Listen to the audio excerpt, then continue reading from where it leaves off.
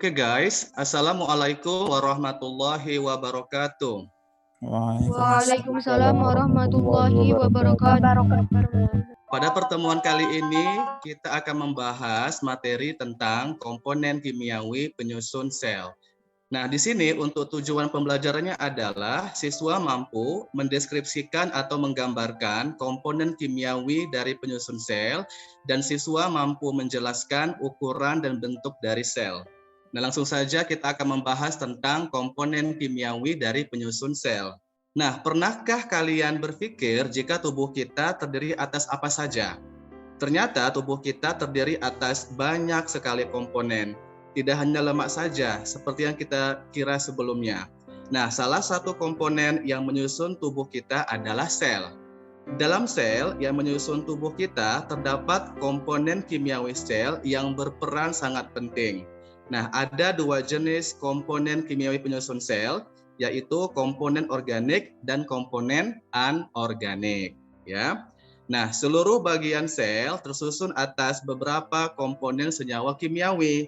Kegiatan dan kehidupan sel juga merupakan akibat dari reaksi-reaksi kimia yang berlangsung di dalam sel. Komponen kimiawi sel yang meliputi seluruh aktivitas tersebut dikenal dengan nama protoplasma.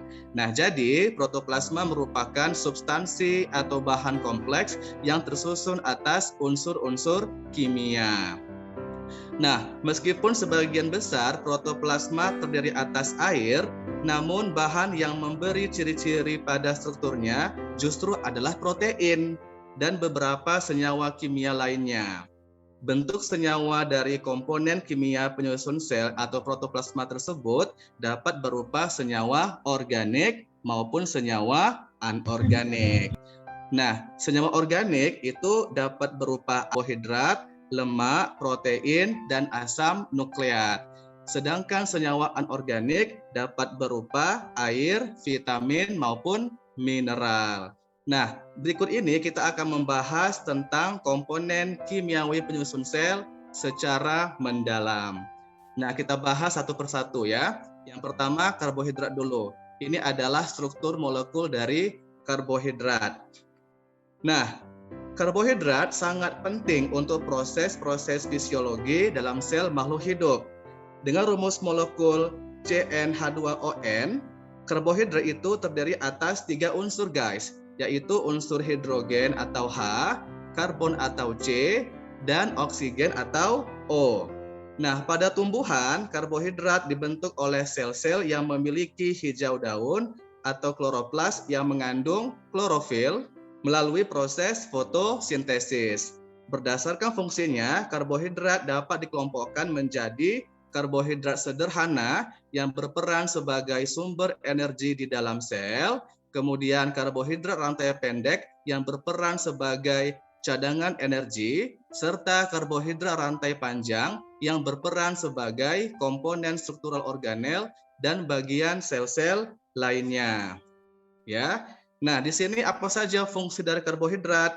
Nah, fungsi utama karbohidrat adalah sebagai sumber energi. Nah, 1 gram karbohidrat menghasilkan 4 kalori bagi kebutuhan sel-sel jaringan tubuh. Sebagian dari karbohidrat diubah langsung menjadi energi untuk aktivitas tubuh dan sebagian lagi disimpan dalam bentuk glikogen di hati dan di otot. Nah, selanjutnya apa lagi fungsinya? Karbohidrat menjaga serta mempertahankan kerja sel-sel otak dan lensa mata, kemudian mengatur proses metabolisme tubuh, menjaga keseimbangan asam dan basa, membentuk struktur sel, jaringan, dan organ tubuh, membantu penyerapan kalsium, khususnya karbohidrat dari jenis laktosa, kemudian melindungi protein agar tidak terbakar atau tidak rusak sebagai penghasil energi, membantu metabolisme lemak dan protein.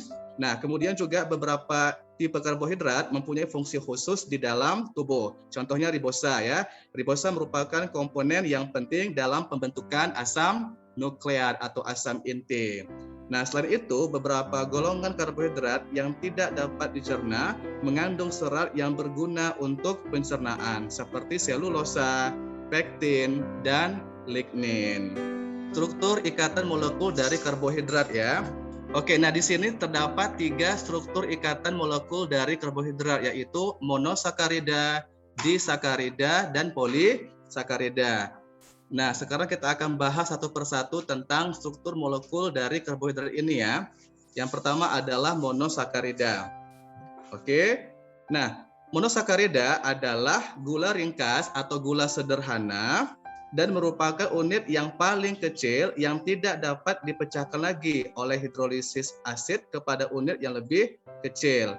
Nah, di mana monosakarida ini terdiri atas 3 sampai 6 atom karbon atau atom C. Nah, beberapa molekul monosakarida mengandung unsur nitrogen dan sulfur atau belerang. Nah, monosakarida dengan rumus umum C6H12O6 terdiri atas unit glukosa, fruktosa, dan galaktosa, di mana glukosa itu disebut juga dengan gula darah. Oke, galaktosa terdapat dalam susu dan yogurt, sedangkan fruktosa banyak ditemukan di dalam buah-buahan dan madu, sehingga fruktosa ini biasa kita sebut dengan gula buah atau gula madu ya. Nah, selanjutnya adalah disakarida. Ini adalah struktur molekulnya. You can take a look at this structure of this molecule ya. Nah, disakarida adalah senyawa yang terbentuk dari 2 molekul monosakarida yang sejenis atau tidak sejenis. Nah, disakarida dapat dihidrolisis oleh larutan asam dalam air sehingga terurai menjadi 2 molekul monosakarida. Disakarida ini terdiri atas 3 unit, yaitu sukrosa yang merupakan senyawa dari glukosa dan fruktosa, kemudian laktosa merupakan senyawa dari galaktosa dan glukosa, serta maltosa merupakan senyawa dari glukosa ditambah glukosa. Ya.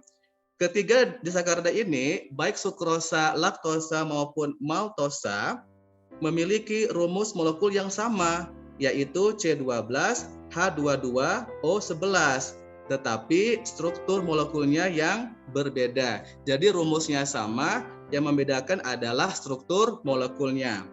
Nah, disakarida disusun oleh 2 unit gula seperti sukrosa disusun oleh glukosa dan fruktosa, maltosa dibangun oleh 2 unit glukosa, serta laktosa dibangun oleh glukosa ditambah galaktosa ya.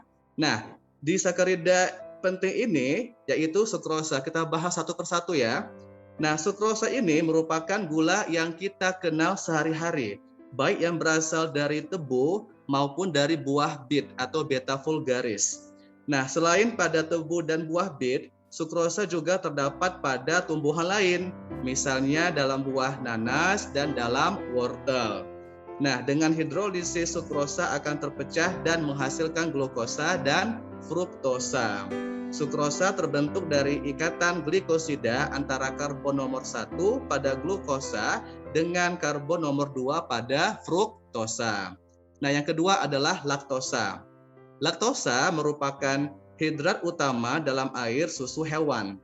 Nah, laktosa ini apabila dihidrolisis akan menghasilkan D-galaktosa dan D-glukosa. Karena itu, laktosa adalah suatu jenis dari disakarida ya. Nah, ikatan galaktosa dan glukosa terjadi antara atom karbon nomor 1 pada galaktosa dan atom karbon nomor 4 pada glukosa. Nah, oleh karena itu, molekul laktosa masih mempunyai gugus OH glikosidik. Dengan demikian, laktosa memiliki sifat mereduksi dan merotasi. Oke. Nah, sedangkan maltosa merupakan suatu disakarida yang terbentuk dari 2 molekul glukosa. Maltosa terbentuk melalui ikatan glikosida alfa antara atom karbon nomor 1 dari glukosa 1 dengan atom karbon nomor 4 dari glukosa yang lain. Nah, ikatan yang terjadi adalah antara atom karbon nomor 1 dan atom karbon nomor 4. Oleh karenanya, maltosa masih memiliki gugus OH glikosidik dan dengan demikian masih memiliki sifat mereduksi. Nah, maltosa atau gula malt atau gula serealia merupakan hasil antara proses hidrolisis amilum atau zat pati dengan asam maupun dengan enzim. Nah, jadi secara umum di sakarida ada 3 jenis ya, yaitu sukrosa, laktosa, dan maltosa. Oke, next, polisakarida ya. Nah, polisakarida merupakan kelas karbohidrat yang memiliki lebih daripada 8 unit monosakarida atau termasuk gula yang sangat kompleks. Pada umumnya, polisakarida memiliki molekul besar dan lebih kompleks daripada monosakarida dan oligosakarida. Polisakarida dapat dihidrolisis menjadi banyak sekali molekul monosakarida. Nah, polisakarida yang terdiri atas satu macam monosakarida saja disebut dengan homopolisakarida. Ya. Nah, contohnya adalah kanji, glikogen, dan selulosa. Sedangkan yang mengandung senyawa lain disebut dengan heteropolisakarida. Contohnya adalah heparin. Nah, umumnya polisakarida berupa senyawa berwarna putih dan tidak berbentuk kristal, tidak memiliki rasa manis, dan tidak memiliki sifat mereduksi. Polisakarida yang dapat larut dalam air akan membentuk larutan koloid. Nah, beberapa di antaranya adalah amilum, kemudian glikogen, dextrin, dan selulosa. Sedangkan amilum polisakarida ini terdapat banyak di alam, yaitu pada sebagian besar tumbuh-tumbuhan. Amilum atau biasa kita kenal dengan istilah zat pati terdapat pada umbi-umbian, pada daun, batang, dan biji-bijian. Ya, nah ini merupakan. Nah, selanjutnya kita membahas tentang lemak atau biasa kita kenal dengan istilah lipid ya. Ini merupakan struktur molekul dari lemak. Nah, lemak tersusun atas unsur karbon, hidrogen, dan oksigen. Lemak dibangun oleh gliserol dan asam lemak. Ya, dalam sel hidup, lemak berfungsi sebagai komponen utama membran plasma, pembentukan hormon, dan pembentukan vitamin. Lemak merupakan kelompok senyawa yang penting sebagai sumber cadangan energi utama bagi makhluk hidup, seperti triasilgliserol. Di samping itu juga berperan sebagai insulator yang berfungsi sebagai penahan panas agar suhu tubuh dapat dipertahankan dalam keadaan normal. Nah, contohnya adalah fosfolipid dan kolesterol. Nah, fosfolipid dan kolesterol merupakan senyawa-senyawa penting yang membentuk membran sel dan prekursor hormon seksual. Lemak juga berperan sebagai vitamin, yaitu vitamin-vitamin yang larut dalam lemak seperti vitamin A, D, E, dan K atau vitamin AD ya. Nah, lemak adalah kelompok senyawa heterogen yang berkaitan baik secara aktual maupun potensial dengan asam lemak. Lemak memiliki sifat umum yang relatif tidak larut dalam air dan larut dalam pelarut nonpolar. Contohnya pada ether, kloroform, dan benzena. Nah, dalam tubuh, lemak berfungsi sebagai sumber energi yang efisien secara langsung dan secara potensial apabila disimpan dalam jaringan adiposa. Nah, berdasarkan klasifikasinya terdapat 3 jenis lemak ya, yaitu lemak sederhana, lemak campuran, dan lemak turunan. Nah, lemak sederhana merupakan ester asam lemak dengan berbagai alkohol. Lemak sederhana ini terdiri atas lemak dan lilin atau wax ya. Kemudian lemak campuran, yaitu ester asam lemak yang mengandung gugus tambahan selain alkohol dan asam lemak. Contohnya adalah fosfolipid, glikolipid, dan lipid campuran lain. Nah, yang terakhir adalah lemak turunan atau lemak derivatif, yaitu zat yang diturunkan dari golongan-golongan di atas dengan hidrolisis, termasuk asam lemak jenuh dan tidak jenuh, gliserol, steroid, kemudian ada lagi aldehida lemak dan keton ya. Selanjutnya adalah komponen protein ya guys. Nah, protein ini tersusun atas 4 unsur yaitu karbon, hidrogen, oksigen, dan nitrogen. Jadi ada unsur C, H, O, dan N. Protein merupakan unsur organik terbesar yang menyusun sebuah sel. Protein ini merupakan polimer dari asam amino yang saling berikatan dengan ikatan peptida. Nah, ini merupakan ikatan dari peptida ya. Kalau di sini ada anak olimpiade kimia pasti paham tentang ikatan polipeptida. Nah, protein merupakan penyusun protoplasma terbesar setelah air. Jadi ingat ya, penyusun dari protoplasma itu yang pertama adalah air, yang kedua adalah protein yang paling besar. Nah, protein tersusun atas protein struktural dan protein fungsional. Nah, protein struktural adalah protein penyusun organel sel. Contohnya, membran plasma, mitokondria, ribosom, retikulum endoplasma. Sedangkan protein fungsional merupakan protein yang terlibat dalam metabolisme tubuh. Contohnya adalah enzim-enzim dan hormon-hormon yang berfungsi dalam mengatur reaksi-reaksi kimia yang menjaga sel tetap hidup. Nah, jadi ada dua jenis protein ya guys, yaitu protein struktural dan protein fungsional. Nah, untuk pertemuan berikutnya kita akan membahas tentang, nah, di sini ada beberapa jenis atau tipe dari protein. Ya, kita bahas satu persatu. Yang pertama adalah kolagen. Ini adalah struktur molekulnya. Apa itu kolagen? What is collagen? Nah, kolagen merupakan protein struktural yang diperlukan untuk membentuk kulit, tulang, dan ikatan tisu atau ikatan jaringan. Nah, kulit kamu itu, kulit, tulang, sama jaringan ikat itu semuanya tersusun oleh kolagen. Makanya dia lebih elastis dan lentur ya. Nah, yang kedua adalah antibodi. Nah, antibodi merupakan protein sistem pertahanan atau imunitas yang melindungi tubuh kita dari serangan penyakit. Nah, manusia pasti memiliki antibodi yang kuat untuk menangkal segala macam virus, termasuk virus corona ya, atau penyebab COVID-19. Nah, yang ketiga adalah dismutase superoksida. Apa itu? Nah, ini merupakan jenis protein yang membersihkan darah kita. Insulin. Nah, insulin merupakan protein hormon yang mengawal arah glukosa dalam darah. Ini sebetulnya untuk mengontrol atau mengendalikan darah kita. Jadi apabila ada seseorang mengalami gangguan atau defisiensi pada insulinnya, maka dia akan mengalami penyakit diabetes mellitus atau biasa kita kenal dengan. Nah, selanjutnya ada ovalbumin. Nah, ovalbumin merupakan protein simpanan yang memelihara tubuh kita. Ini sebagai pemeliharaan tubuh kita ya. Nah, kemudian ada hemoglobin atau Hb. Nah, Hb atau hemoglobin merupakan protein yang berfungsi sebagai pembawa oksigen atau untuk mengikat oksigen atau oxygen fixation. Fiksasi oksigen. Nah, selanjutnya ada hemoglobin. Ya, ini hemoglobin ini sebetulnya toksinnya guys ya. Ini salah ketik ya. Ini adalah toksin. Nah, toksin merupakan protein racun yang digunakan untuk membunuh kuman atau penyebab penyakit.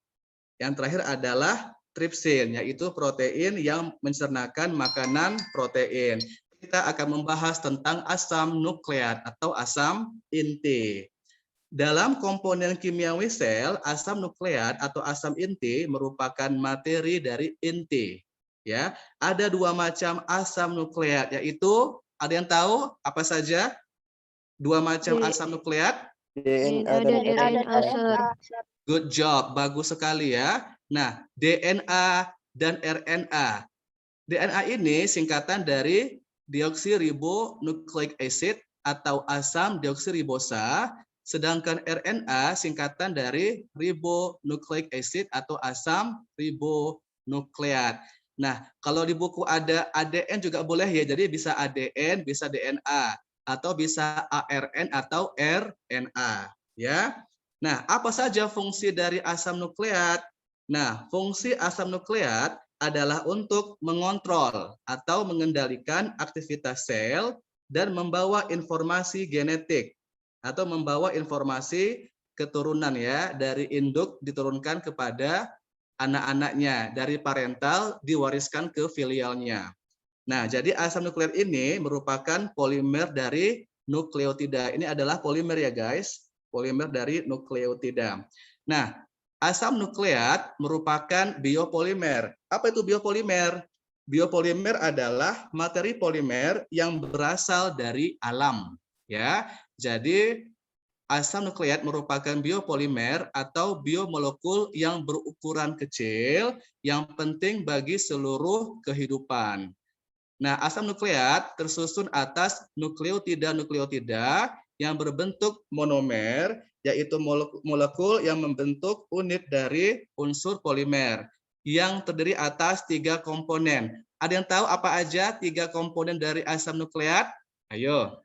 Ada gula pentosa, 5 carbon sugar. Ini adalah gula pentosa ya, atau gula dengan karbon 5. Kemudian fosfat group. Apa ini fosfat group?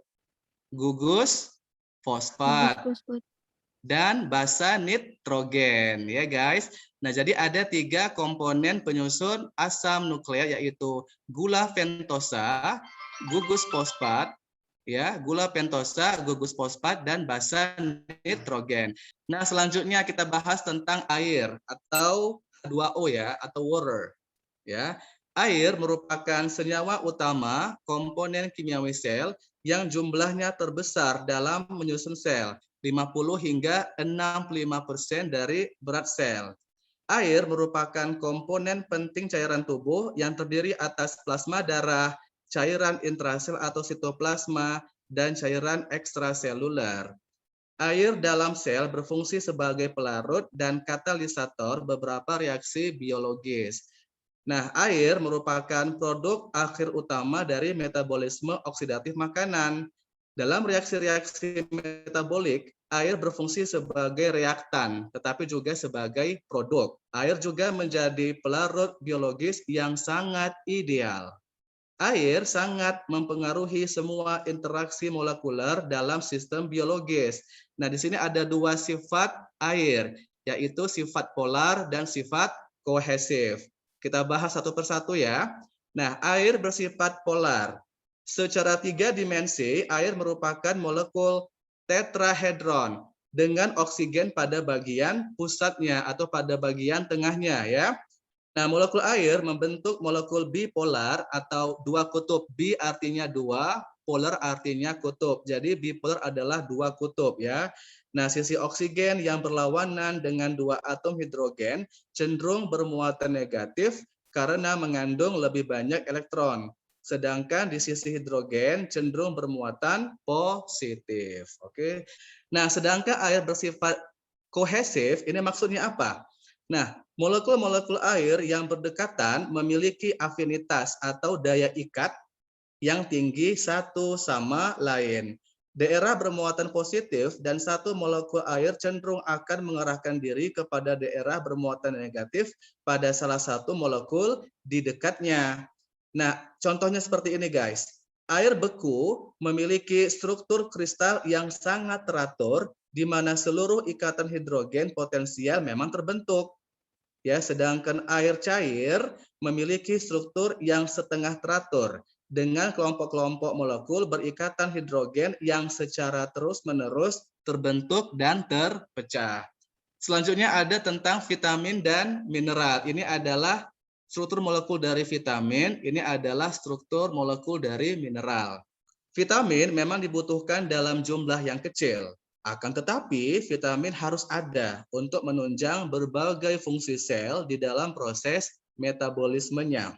Nah, peran vitamin adalah untuk mempertahankan fungsi metabolisme, pertumbuhan, dan sebagai penghancur radikal-radikal bebas. Nah, di sini ada beberapa contoh vitamin yang ditemukan saat ini, yaitu vitamin A, B1, B2, B3, B5, B6, B12, C, vitamin D, vitamin E, K, dan vitamin H. Ya. Nah, sedangkan mineral merupakan komponen struktural sel yang berfungsi dalam pemeliharaan fungsi dan kerja metabolisme, pengaturan enzim, menjaga keseimbangan asam dan basa. Di dalam sel, mineral ada yang terkandung dengan jumlah yang besar atau disebut dengan makroelemen. Contohnya adalah karbon, magnesium, fosfor, klor, natrium, dan sulfur atau belerang. Nah, sedangkan contoh mineral yang dibutuhkan dalam jumlah yang kecil atau mikroelemen contohnya adalah Fe atau besi, iodium, zinc atau seng, kobalt, dan fluor atau fluorin. Ya, ini merupakan informasi penting tentang vitamin dan mineral. Nah, untuk lebih jelasnya bisa kamu cek di beberapa website ya, bisa di Google atau bisa juga di beberapa jurnal biologis. Di situ sangat banyak informasi yang bisa kamu dapatkan tentang biokimia ya, atau komponen penyusun. Oke, yang terakhir kita bahas tentang sifat fisika dan kimiawi dari protoplasma ya. Nah, sifat fisika dulu atau physical nature. Apa saja sifat fisikanya? Yang pertama, protoplasma memiliki sifat-sifat fisika sebagai berikut, yaitu cairannya bersifat koloid dengan ukuran partikel 0,001 sampai 0,1 mikrometer atau mikron. Ya, selanjutnya cairannya dapat menghantarkan arus listrik karena mengandung garam-garam elektrolit yang dapat terionisasi. Yang ketiga, efek Tyndall. Efek Tyndall yaitu kemampuan menghamburkan cahaya apabila arah datangnya sinar tepat mengenai sistem koloid. Kemudian gerak Brown, yaitu gerak partikel-partikel protoplasma yang tidak beraturan karena adanya molekul air. Partikel-partikel pada sistem koloid protoplasma bergerak secara zigzag. Tahu zigzag? Dia tuh tidak beraturan, kanan kiri kanan kiri. Ya, itu namanya zigzag ya. Nah, gerak Brown ini biasanya terjadi dalam larutan koloidal dan gerakannya tergantung pada temperatur serta ukuran partikel. Adanya gerak Brown menyebabkan berpencarnya partikel-partikel koloid ke seluruh bagian sel sehingga transportasi zat-zat dapat berlangsung atau dapat terjadi. Nah, selanjutnya viskositas atau kekentalan. Viskositas yaitu tegangan permukaan yang terjadi karena adanya tarikan antara partikel-partikel di permukaan matriks protoplasma dan partikel-partikel yang ada di bawahnya. Tegangan permukaan berubah-ubah tergantung dari kekentalan cairan dan suhu atau temperatur. Pada suhu tinggi, protoplasma memiliki viskositas atau kekentalan yang rendah. Sedangkan pada suhu yang rendah, maka protoplasma memiliki viskositas yang paling rendah ya, atau sangat rendah. Oke, selanjutnya ada koagulasi atau penggumpalan. Ya, koagulasi yaitu penggumpalan partikel koloid sehingga terbentuk endapan atau sedimentasi. Sedangkan yang terakhir adalah koagulasi dapat terjadi secara fisik melalui proses pemanasan, pendinginan maupun pengadukan. Nah, koagulasi atau penggumpalan juga dapat terjadi secara kimiawi melalui proses penambahan elektrolit dan pencampuran koloid yang berbeda muatan, ya. Nah, sedangkan sifat kimia atau chemical nature ada 3. Yang pertama adalah terdiri dari senyawa-senyawa organik maupun anorganik atau non-organik, ya. Yang kedua, mengandung enzim sebagai biokatalisator dan modulator. Nah, fungsi suatu enzim adalah sebagai katalis untuk suatu proses biokimia yang terjadi dalam sel maupun di luar sel. Bisa terjadi secara intraseluler maupun ekstraseluler. Nah, suatu enzim dapat mempercepat reaksi 10⁻8 sampai 10⁻11 kali lebih cepat daripada suatu reaksi tersebut dilakukan tanpa katalisis. Jadi apabila enzim itu dibantu sama biokatalisator, maka dia bisa mempercepat laju reaksi ya. Nah, jadi guys, enzim ini dapat berfungsi sebagai katalis yang sangat efisien di samping memiliki derajat kekhasan yang tinggi. Oleh sebab itu, enzim memiliki peranan yang sangat penting dalam reaksi metabolisme, yaitu secara biokatalisator dan modulator. Apa itu biokatalisator? Biokatalisator merupakan proses dari enzim yang dapat meningkatkan kecepatan reaksi kimia dengan menurunkan energi aktivitasnya atau energi aktivasinya, tetapi dia tidak ikut bereaksi, ya. Nah, sedangkan modulator yaitu mengatur reaksi yang bersifat acak menjadi lebih berpola. Jadi awalnya dia tuh masih acak atau tidak terbentuk secara teratur, kemudian dia bisa menjadi lebih ada polanya atau strukturnya. Ya, dari yang awalnya acak menjadi lebih berpola. Misalnya apa? Misalnya glukosa yang terbentuk selama proses fotosintesis. Apabila konsentrasi glukosa telah melebihi keseimbangan, maka akan terurai menjadi karbon dioksida dan air. Nah, dengan adanya enzim, maka glukosa dapat diubah menjadi sukrosa dan amilum atau zat pati. Nah, yang terakhir adalah sifat kimianya memiliki pH netral berkisar antara 6,8 hingga 7,2. pH ini merupakan singkatan dari potensial hidrogen atau derajat keasaman. Jadi ada asam, ada netral, ada basa. Ya, jadi netral itu adalah kisaran antara 6,8 hingga 7,2 ya guys. Nah, the last one, yang terakhir kita membahas tentang bentuk dan ukuran sel, baik yang secara mikroskopis yang bisa dilihat menggunakan mikroskop hingga yang bisa dilihat menggunakan mata manusia ya. Nah, di sini yang paling kecil adalah atom. Ya, ukurannya 0,1 nanometer. Kemudian di sini ada molekul lemak, protein, ya ribosom, virus, bakteri ini kisarannya ya antara 0,1 nanometer hingga 100 nanometer, hanya bisa dilihat menggunakan mikroskop elektron dengan perbesaran 1 juta kali. Ya, sedangkan untuk mitokondria, bakteri, nukleus ya, ini ukurannya antara 10 mikron 1 mikron hingga 10 mikron ya. Bisa dilihat menggunakan mikroskop cahaya atau mikroskop elektron. Kemudian sel hewan sama sel tumbuhan, ini juga ukurannya sekitar 10 mikron hingga 100 mikron. Ya, bisa menggunakan mikroskop cahaya saja tanpa menggunakan mikroskop elektron.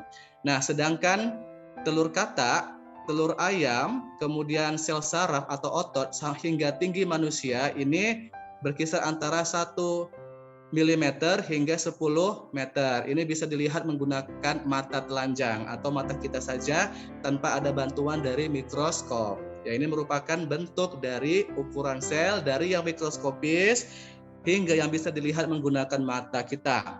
Oke.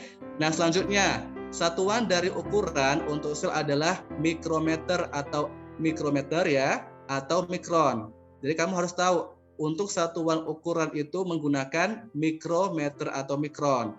Nah, diameter sel atau garis tengah sel adalah sekitar 5 hingga 500 mikrometer.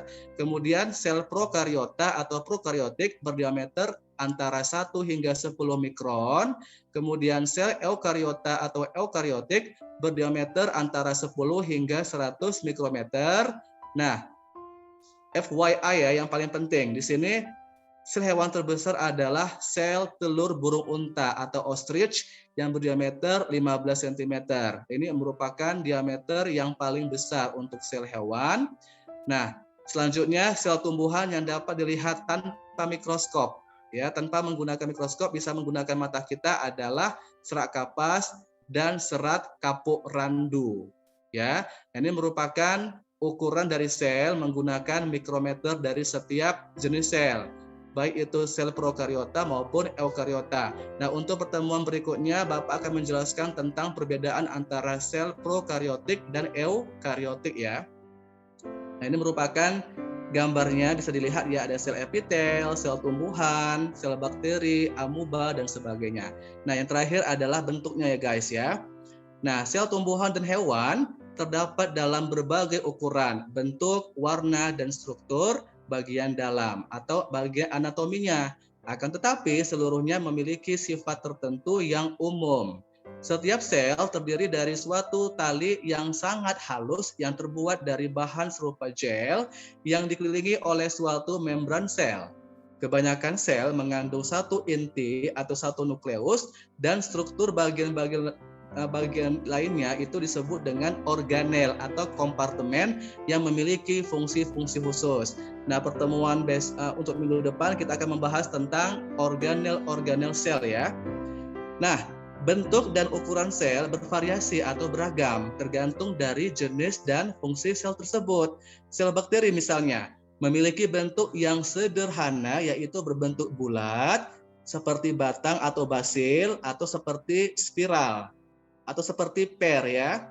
Nah, sel darah merah atau eritrosit berbentuk bikonkaf yang bertujuan untuk memperluas permukaan sel dan mempermudah pergantian antara oksigen dan karbon dioksida. Selanjutnya, sel epitel atau sel tepi berbentuk datar atau flat sesuai dengan fungsinya sebagai penutup ya, penutup bagian tubuh kita, misalnya kulit ya. Nah, selanjutnya sel otot memanjang dan berbentuk gelendong yang memungkinkan adanya kontraksi. Ya, selanjutnya sel saraf atau neuron memiliki perpanjangan atau ekstensi yang memungkinkan mengirim informasi jarak jauh atau sebagai neurotransmitter. Ya, nah kemudian bentuk sel tumbuhan juga bermacam-macam. Ada yang seperti peluru, kubus, prisma, memanjang, serabut, atau seperti ular. Nah ini bisa kita lihat menggunakan mikroskop. Namun sayangnya kita sekarang dalam posisi jarak jauh. Nah kalau misalnya kalian ada di sekolah, ada di lab biologi, kita bisa melihat bentuk dan ukuran sel menggunakan mikroskop cahaya atau mikroskop stereo. Tapi memang di rumah kalian tidak ada mikroskop ya. Jadi kalian belum bisa melihat langsung menggunakan mikroskop bagaimana sih sebenarnya bentuk serta ukuran dari berbagai macam sel tersebut ya. Tetapi kalau untuk sel-sel yang besar, misalnya seperti serat kapas atau serat kapuk itu bisa kamu lihat menggunakan mata saja. Tetapi untuk sel-sel yang kecil seperti sel saraf, sel epitel, kemudian sel-sel darah merah itu memang harus menggunakan preparat yang sudah disediakan di lab biologi, namun sayangnya kamu nggak bisa melihat langsung. Ya mudah-mudahan untuk pertemuan berikutnya, kalau memang itu PPKM sudah dicabut, kemudian pemerintah sudah bisa memperlakukan tatap muka lagi, kamu bisa datang ke sekolah, nah kita bisa langsung eksperimen ya guys, kita bisa observasi tentang berbagai macam jenis sel menggunakan bantuan mikroskop kita. Oke? Nah, demikianlah pembahasan kita mengenai komponen kimiawi penyusun sel. Jika ada pertanyaan dari siswa sekalian, silakan ditanyakan. Okay, before we end our session, do you have any questions about this material? Bapak akhiri dengan ucapan, wassalamualaikum warahmatullahi wabarakatuh. Waalaikumsalam warahmatullahi wabarakatuh.